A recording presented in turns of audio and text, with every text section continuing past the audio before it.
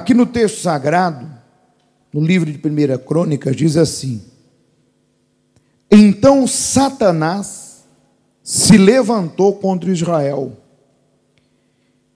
e incitou a Davi a levantar o censo de Israel.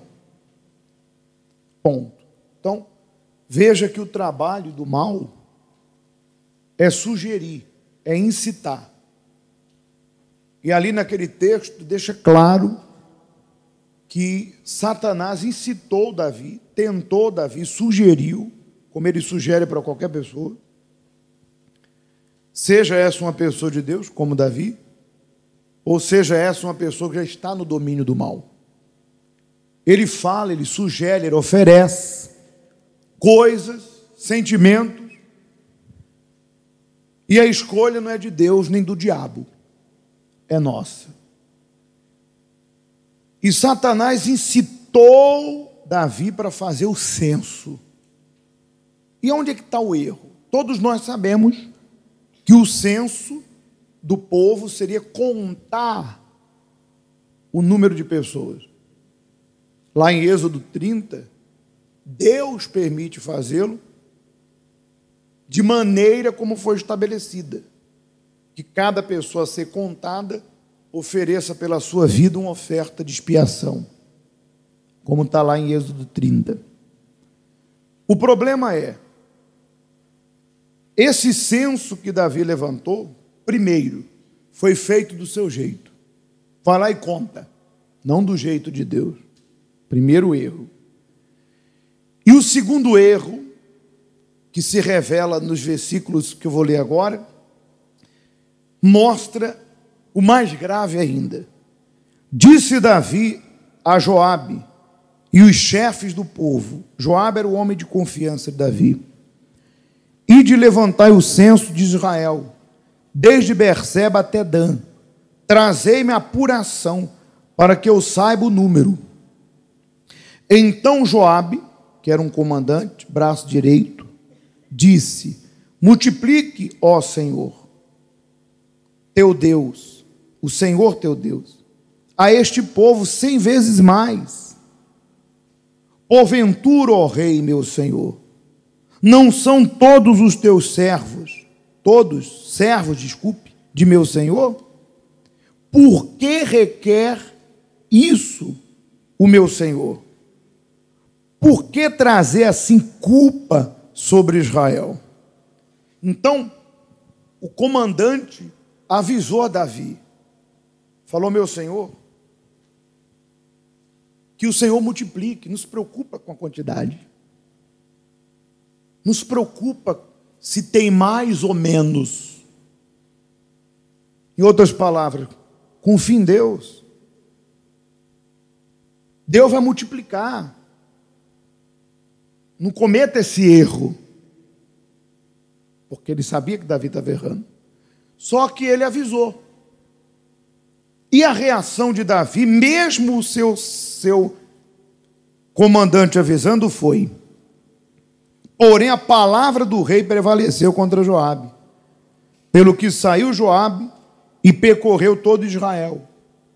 Então voltou para Jerusalém. Deu Joabe a Davi o recenseamento do povo. Havia em Israel 1.100.000 homens que puxavam da espada. Ele mandou contar só os homens aptos para a guerra. E em Judá eram 470.000 homens que puxavam da espada. Ponto. Por que Davi não acatou o conselho do seu comandante? E por que ele, mesmo sabendo que ele estava cometendo erro, incitado pelo Satanás, por que ele seguiu adiante? Veja que, desde o começo na história de Davi, Davi sempre fez mais com menos. Deus sempre foi com ele. Quando Davi foi enfrentar o gigante, todo mundo conhece a história. Ele foi levar o almoço dos irmãos, o gigante estava lá afrontando Israel. Manda um homem para lutar comigo. E não aparecia ninguém. Davi, um jovem, confiante em Deus, falou: quem pensa que esse gigante é? Ou quem ele pensa que é? Eu vou lá. Não, mas você é jovem. Não, Deus é comigo. Eu matei um leão, matei um urso, eu vou derrubar esse gigante. E ele foi lá, pegou 5 pedras para enfrentar um guerreiro. O gigante até falou: vocês pensam que eu sou um cão para mandar um garoto vir lutar comigo? Veja a total confiança em quem? Veja a total fé e dependência de quem? E quando ele foi enfrentar o gigante, ele disse: tu vem com espada, com lança, com tudo. Eu vou contra você em nome do Senhor. Ele nunca se apoiou na sua capacidade. Ele nunca se escorou em momento algum na sua condição. Ele sempre atribuiu o seguinte: Deus é comigo, Ele é a minha força, é a minha fortaleza. Leia os Salmos. O Senhor é a minha rocha, é a minha fortaleza. O Senhor está comigo no dia da batalha. E assim, Deus deu vitória. Davi venceu 1000, venceu 10.000. Mas aí é que mora o problema. Quando vem a prosperidade, quando a pessoa está bem, quando as coisas começam a melhorar, há pessoas que, infelizmente, se tornam autossuficientes, arrogantes, e começam a se apoiar nelas e naquilo que elas têm. É quando começa a querer servir Deus do seu jeito. Não é bem assim. Não é desse jeito. Eu penso diferente. Mas também eu sou uma pessoa que trabalha, levanto cedo, durmo tarde. Mas também pudera. E aí vem os elogios, né? E a pessoa esquece de onde Deus tirou ela, quem ela era, e começa a achar que tudo que ela tem, ou tudo que ela está tendo, vem da sua capacidade. Esse foi o pecado de Davi. Além de fazer da maneira errada o censo, ele deixou de confiar em quem? Deixou de confiar em Deus. Ele achava que aquele exército de homens valentes, que era mais de 1 milhão, era o apoio dele. E aí veio uma praga sobre Israel. E por incrível que pareça, a praga foi direto naquilo que ele tinha no coração. A praga atingiu aquilo que ele se apoiava. A praga atingiu somente os soldados. Ou seja, é assim que o diabo trabalha. Quando a pessoa deixa de se apoiar em Deus, quando ela deixa de confiar em Deus, quando ela deixa de depender de quem? Porque você pode crescer, pode ser o que for, mas você nunca pode esquecer de Deus, da confiança, da entrega. Deus acima? Muito bem. Aí a praga veio. E Deus mandou um profeta até Davi, como Deus está agora a falar pela minha boca. É quando entra essa palavra que eu dei nas suas mãos. Peguei. E o profeta foi até Davi. Naquele mesmo dia veio Gade, o profeta, ter com Davi e disse: sobe, levanta ao Senhor um altar na eira de Araúna, o Jebuseu. Essa eira é o mesmo lugar do templo de Salomão. Davi subiu segundo a palavra de Gade, como o Senhor lhe havia o quê? Ordenado. Aí é que é glorioso. Por isso que o coração de Davi era segundo o coração de quem? Porque quando o profeta foi ter com ele, olhe para cá, o profeta falou: você errou. Você procedeu loucamente. A reação de Davi foi tentar resolver aquilo. Com quem?